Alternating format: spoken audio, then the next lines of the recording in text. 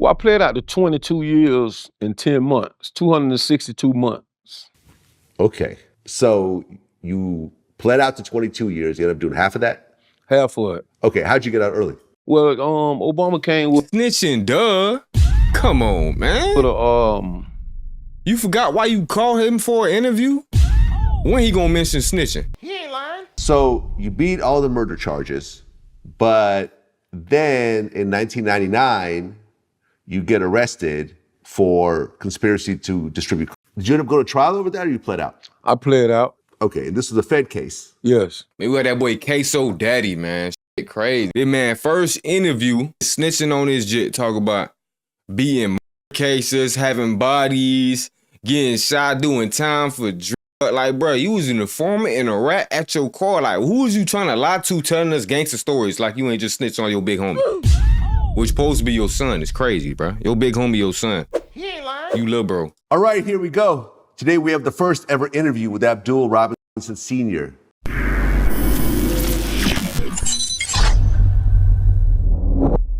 All right, here we go. Today we have the first ever interview with Abdul Robinson Sr., aka Ksoo's dad.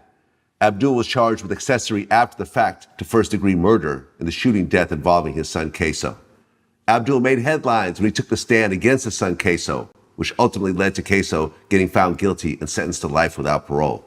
Abdul is breaking silence today and addressing everything. Abdul, welcome to Vlad TV. Glad to be here.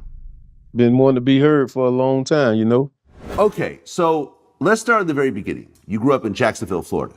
Correct. What year did you start hustling and getting in trouble? I say about 1985. Okay, you're about 14 years old. Yeah. Okay, what'd you start doing in the beginning? Well, first I started out as a jack boy. That was my hustle at one time. What do you mean by that? Stop the cap. Stop the cap right now. Stop the cap. Bro, you trying to fool right now, bro. Like, you literally a teller, bro. Your whole soul, everything about you, bro, is about telling, bro. You should be telling us Charleston White stories about how you don't like or something. He ain't lying. Acting like, I was a jack boy. And, yeah, nah, I was crazy back in my day. You told on your big homie.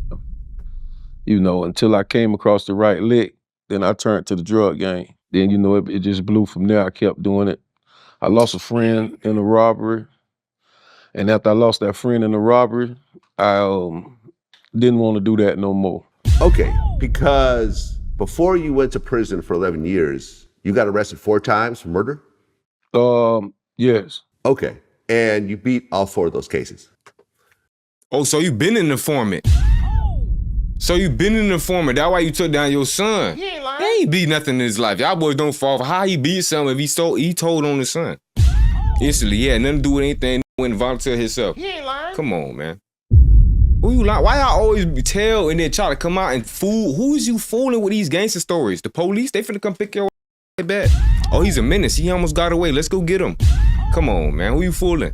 FBI, open up! Did any of them Do go the to trial? burger. Okay, how'd you end up beating all 4? It was dropped. Insignificant evidence. Informant.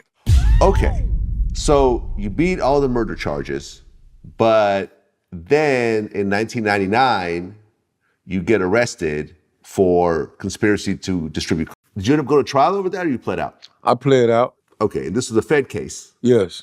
What exactly did they catch you with?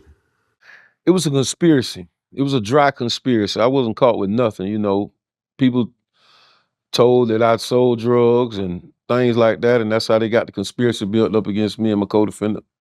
Goofy wasn't even part of nothing, got caught. One of them, boy, you ain't, boy, oh, man. How much did they say that you have in terms of the witnesses? I can't say it. I can't remember exactly what it was, but I know it was up in the tons. Right, because you pled out to 11 years, which means that it was a lot of quantity. Well, I played out the 22 years in 10 months, 262 months. Okay, so you pled out to 22 years. You ended up doing half of that? Half of it. Okay, how'd you get out early? Well, Obama came with Snitching, duh. Come on, man. You forgot why you called him for an interview? When he gonna mention snitching? I think it's called the First Step Act. Yeah, act like he just got out of jail for doing 20 for staying solid. The way he doing this interview, boy. You supposed to be talking about how much you done told on your people. How you not solid? What happened to your morals? You ain't lying. What made you this way? It was a crack law. I was charged with crack. Once the crack law changed, that changed everyone's sentence significantly. It depends in the feds. See, in the feds, it's categories that you're sentenced to, and that was my first conviction ever. So I was in a good category at the time. I think I was in category 1 or 2. And once you get to category 4 and 5, that's where the big time come in at. And so that's how my time got reduced. Okay, now leading up to you going to the feds for 11 years, had you ever been shot? Had I ever been shot? One time. Okay, what was that situation about? Oh, it was someone did a drive-by in the projects. I never knew what it was about. Okay, where'd you get shot? Okay, so you'd been around shootings before. Right.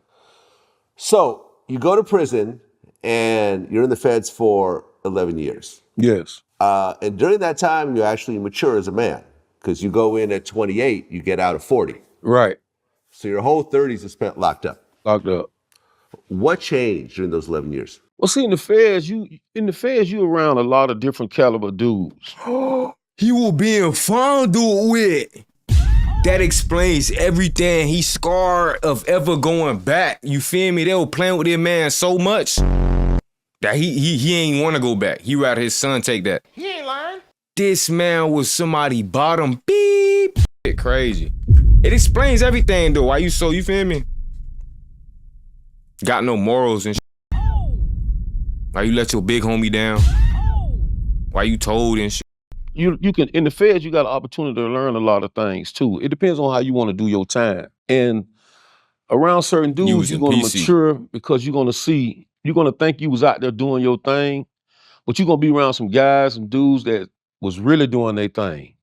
And it makes you think like, dang, I was really in the way. I wasn't really doing nothing. You know, you be in the feds with dudes who forfeit $1.7 million easily. You know, dudes have so much in there. And once you look back at your situation, reflect on your situation, you like, I was really in the way. Then, you know, once you kind of mature, you can mature from prison or you can come out a better criminal. Okay, and you mature. All right, and how does that explain you telling on your son? Like, what was the purpose of this interview right here? For you to go ahead and praise yourself for your hood stories, war stories of how you just lying, bro. You was an informant, bro. Nigga talking about he beat 4 bodies, all this, bro. You ain't beat nothing. You been on the people's side. Come on, bro. He ain't lying. Come on, bro. Yeah, a lot. Yeah, buddy just saying anything. Supposed to be talking about his son and how he snitched on him. He forgot that though. He remember about being the gangster though. They be trying to play with me like I ain't finna really fucking do that every fucking time, nigga. Big Guappo, let's talk about life. I ain't talking about this, I ain't talking about that. I'm trying to get right.